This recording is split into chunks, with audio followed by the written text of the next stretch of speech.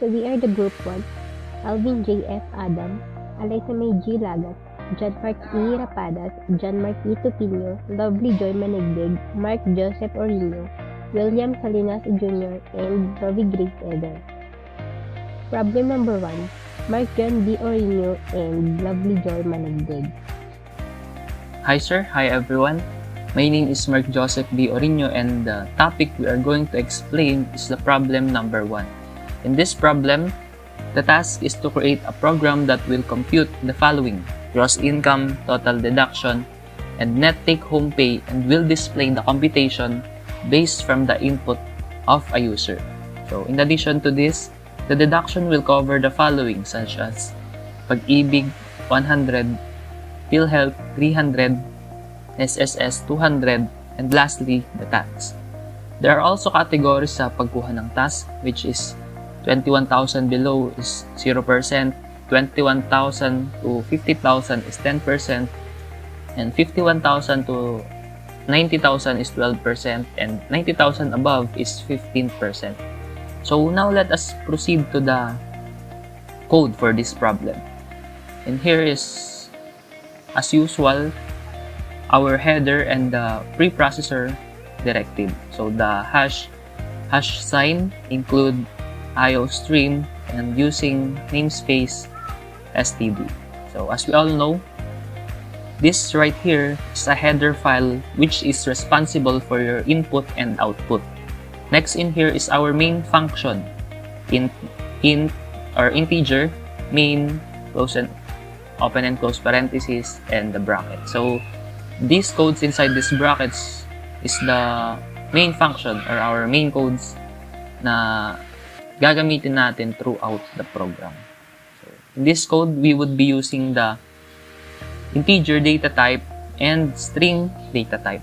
I've used the integer data type since I'm expecting na mga whole numbers lang naman ang mga input na ilalagay ng user sa program na gagawin natin. And kasama dito yung mga iba't ibang identifier natin like daily rate, days present, gross income, and total deduct, and take home. So, on the next line is the section na in charge sa deduction, and deduction na kukuhanin natin based on the inputs ng ating user. So itong line na to, you could always merge it here, pero hiniwalay ko na lang para malinaw. So mamaya as we continue sa code, malalaman natin kung saan nga ba natin magagamit itong mga to. So as I was saying, we have here identifiers such as tax, Pag-ibig, which has a fixed value of 100, and PhilHealth, which also has a fixed value of 300, and SSS, which has a value of 200. So next is the data type string and our identifier na name. So string ang ginamit natin dito since name ang kukunin natin input mula sa user. So pag sinabi nating string, consists of text or maraming characters. So kaya string yung ginamit natin. So ngayon, proceed naman tayo sa gusto nating i-print sa program natin. So first, we have here cout and enter complete name. And since gusto natin kunin yung name ng user, dito na natin magagamit yung identifier natin kanina na name and data type na string. So paano ito gawin? We have here get line, open parenthesis, cin, comma, name, close parenthesis, and huwag natin kakalimutan yung semicolon natin. Next, we would be asking for the user to enter his daily rate. So cout and print enter daily rate. And again, since gusto natin kunin yung input ni user, ang gagawin natin ay maglalagay tayo ng cin and our identifier na daily rate. Next step, kunin naman natin yung number of days present ni user. Again, cout and yung text na gusto gusto nating i-print sa program, which is enter number of days present. And the program again should save kung ano man yung input ng user, kaya again gumamit tayo ng cin and an identifier na days present. Ito. Yan. Then cout endl to create a new line sa program natin. Ngayon tapos naman na tayo sa first part kung saan nakuha na natin yung mga informations na kailangan natin mula sa user. Proceed naman tayo ngayon sa computations na kailangan gawin ng program natin based on the inputs of the user. So first, let us print this section here. Para to greet and inform the user na we will now be presenting the gross income, total deduction, and net take-home pay. So, using cout, we print hello and the name. Kung matatandaan natin, hiningi natin sa user kanina yung name niya dito sa part na to. And sinave natin sa program natin using the string name. So, this code will show or print the name na in-input ng user kanina. And next, we print below are the breakdown of your payroll for this month. Thank you. Then, endl ulit to create a new line.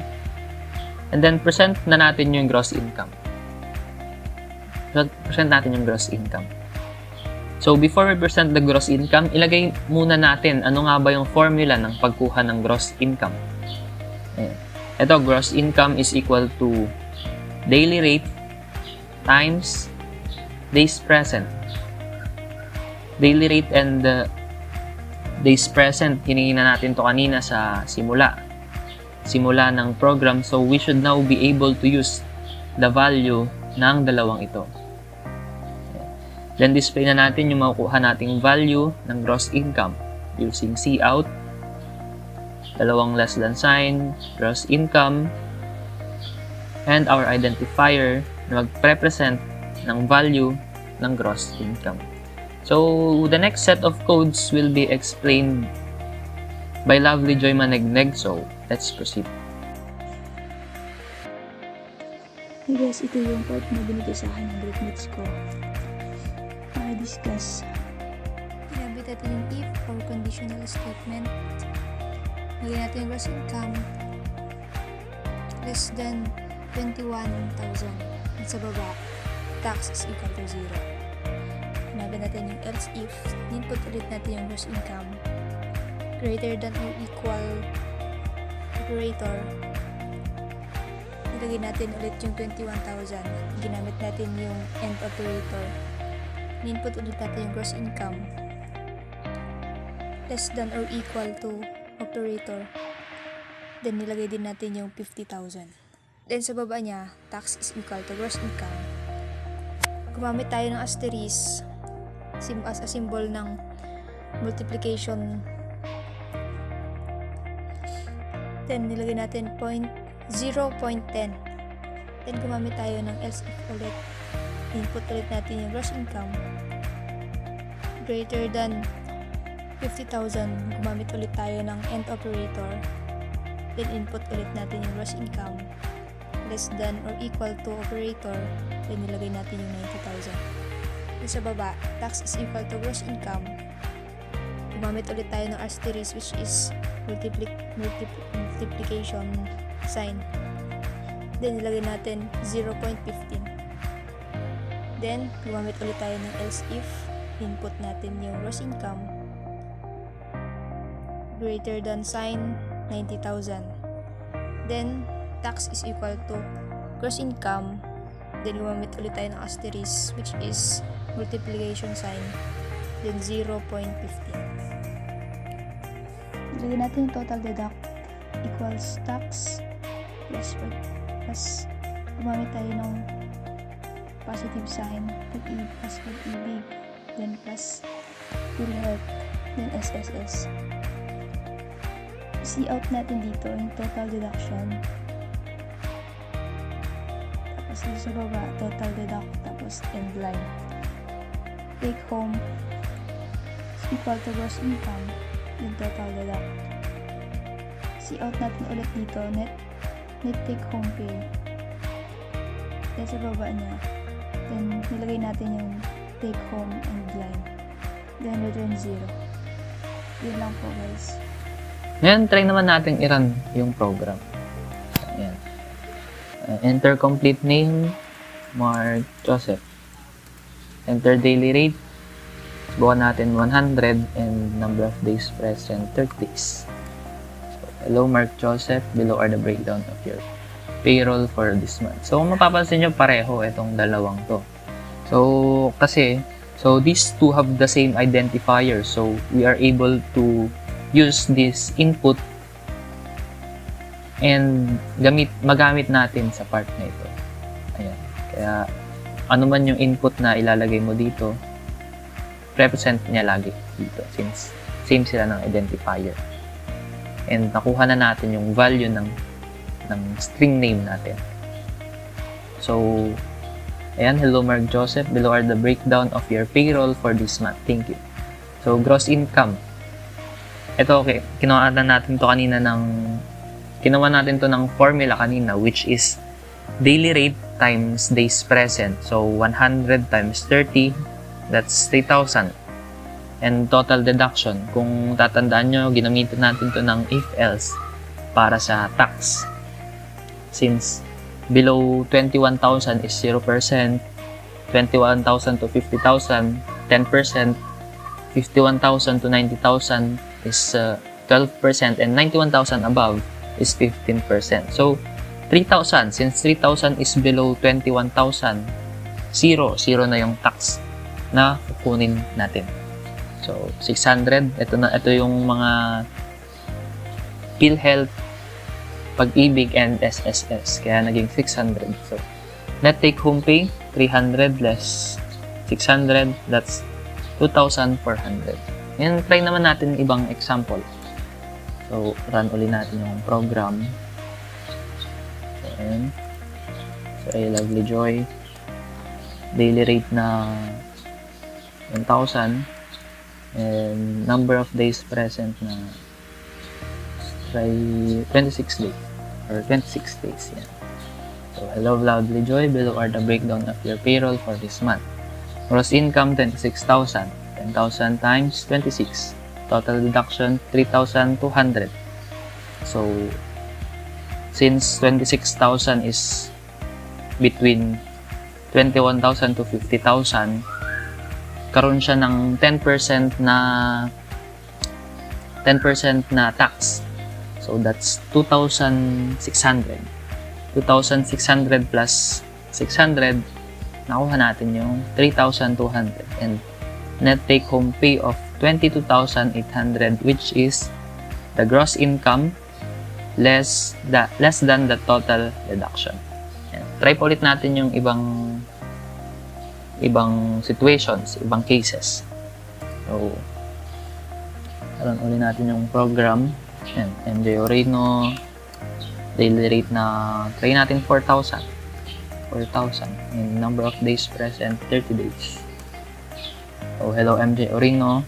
Yan, pareho ulit sila since isa sila ng identifier na gamit natin yung input nito para i-present siya sa part na ito.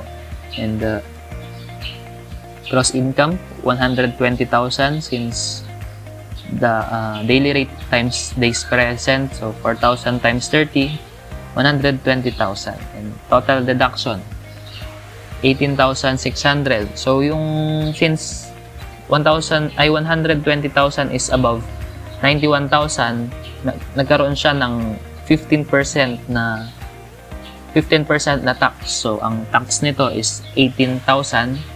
And yung 600, again, yung PhilHealth, Pag-ibig, and SSS niya.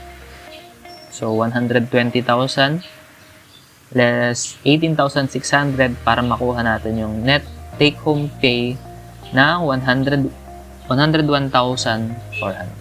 So, that's it for problem number 1. Thank you. Problem number 2.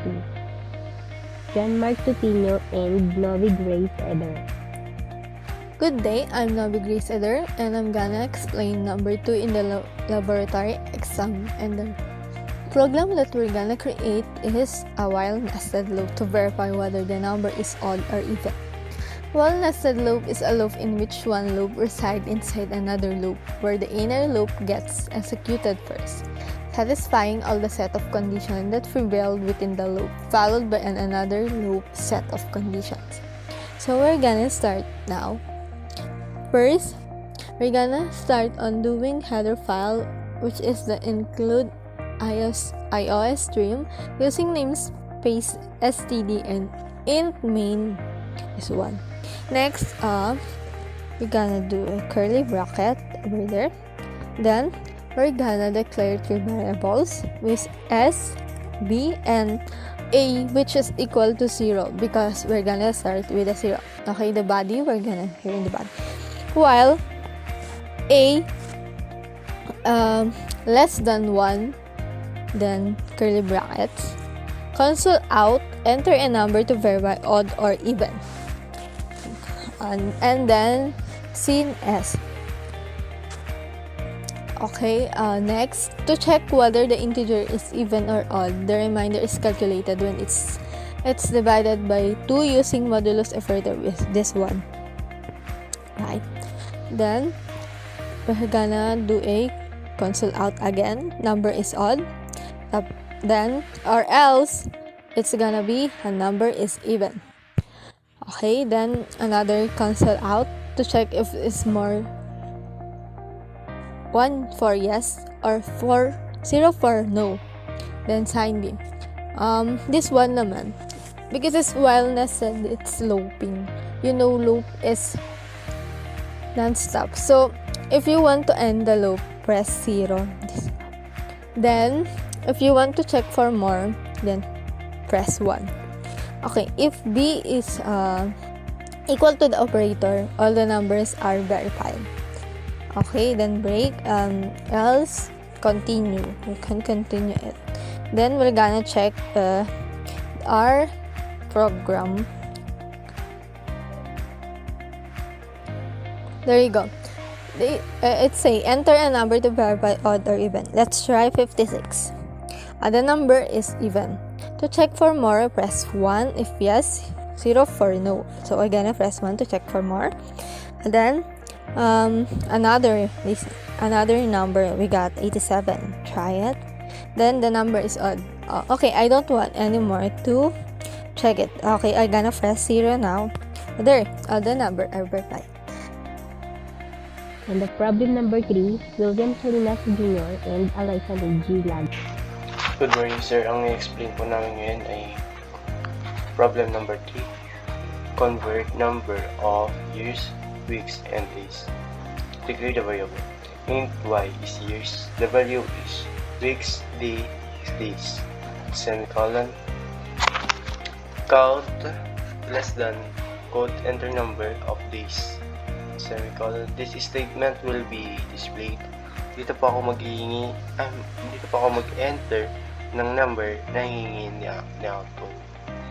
Sin greater than and the semicolon is a variable. Get input.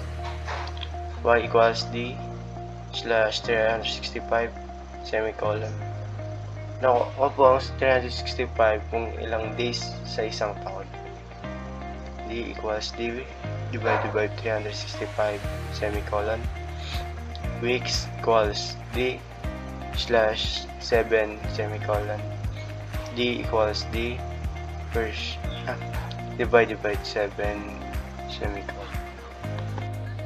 So next is nag-display ako ng output na number of year, number of weeks, and number of days. Para mas ma-determine ng output is ilan ba si year, weeks, and days. So, meron din siyang kasamang less than y, ayan, y, w, and d. Ang purpose nito para mabasa niya yung ito. And then, sa output is doon na magpapakita kung ilan ba yung number of year, weeks, and days niya.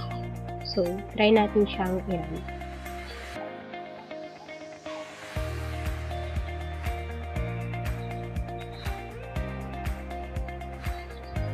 So, ayan. So, an example of output na in-input natin is 29. And then, ang number of year niya is 0. And number of weeks, 4 weeks. And number of days, 1. So, ayan. So, itry natin yung sample ni Sir na 27.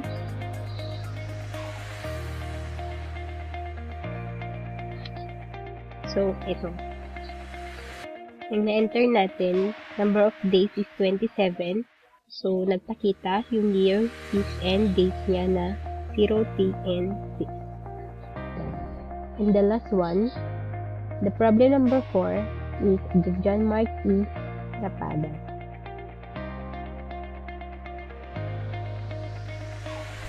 So, hello po. Ang i-explain ko po ngayon ay yung problem number po. So, una kong ginawa, nag-declare muna ako ng aking int or int. Ang aking int ay number at saka counter. Pagtapos nun, nag-display ako para sa output ng enter any positive number. Tapos, cin number. So, ano tong cin number? Kasi po, ito po yung i-enter kong number na hihingiin ni output. Tapos, nag-display na din ako ng multiplication table para maliwanag po sa output na multiplication table ang ating gagawin. Pagtapos po, dumako na po tayo sa ating statement. Ang statement po pala na ginawa ko ay for loop. So, ang una kong ginawa, counter equals to 1.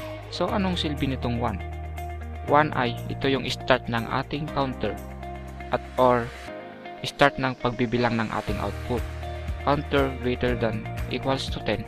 So, ito, ang trabaho nito, itong 10 po ay ito yung hangganan ng ating counter. Tapos, nag-declare din ako ng counter plus plus. So, anong trabaho nitong counter plus plus? Counter plus plus ay itong counter plus plus ay halimbawa itong 1, mag-plus po ito ng hanggang maabot niya itong number 10. So, ganun po. Tapos, dumako na tayo sa ating output style. So, ang ginawa ko dito ay cout endline number. Dineclare ko tong number, tapos nag-declare din ako ng asterisk para sa multiplication sign ng ating output. Tapos, nag-declare din ako ng counter, tapos counter equal. Tapos, ang ginawa ko dito ay pinag-multiply ko po tong number at saka counter. So, tignan natin ang kinalabasan.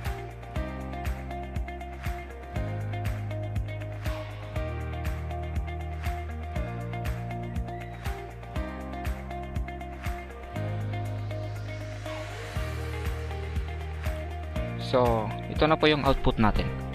Try natin mag-enter ng 2 kasi yun yung nasa problem number 4. So, ito po yung kinalabasan. Ito po yung number natin, itong 2, yung enter any positive number, yung 2. Tapos, yung counter natin ay dito, ito po yung 1, 2, 3, 4, 5, 6, 7. Yan na po yung purpose ng ating 1 plus plus, tapos counter plus plus. Ito yung answer. At yun lamang po. Thank you.